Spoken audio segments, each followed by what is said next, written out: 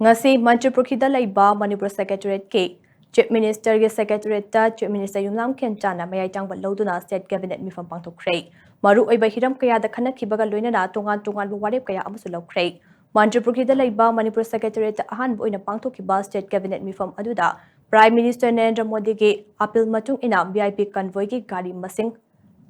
Hantahanba, work from home Tohanba, government funding Toba foreign travel sing, freeze Toba Amade, Lengaki non essential expenditure sing Hantahanba Yauna, Tongan Vihiram sing the Kanana K. Nasigi Cabinet Reform Aduna, Family Welfare Department da Matotaba, auxiliary nurse and midwife, ANM gi post Damago Futara whom they mention approved okay. Masigi Matakta Center funding Makada Ahangwa from sing mention Gadori Asida, apply to Rokadaba candidate singi Masagi Jahi and relax town of Baso, Meepham Aduna approval PK. Nakal Amarumda, Infal Jiribam Amade, Infal Timapur Lambe, Paktok Takpada, land acquisition gay compensation rate, Hangat Padasu Kevin and Ayaba Pikre. Masna National Highway sing Paktok Takpa Amade, Samjin Bagi Tabak Hena Kongjal Yang Nakumang Taksin Bangam Lagane. Masigi Matakta Manipur State Power Company Limited ke post rationalization ki approval to cabinet Meepham aduna PK Amaromda Amo cabinet Meepham aduna New Development Bank ke funding makhada packet kadaba Manipur Water Supply Project ka loinana Tourism Department ke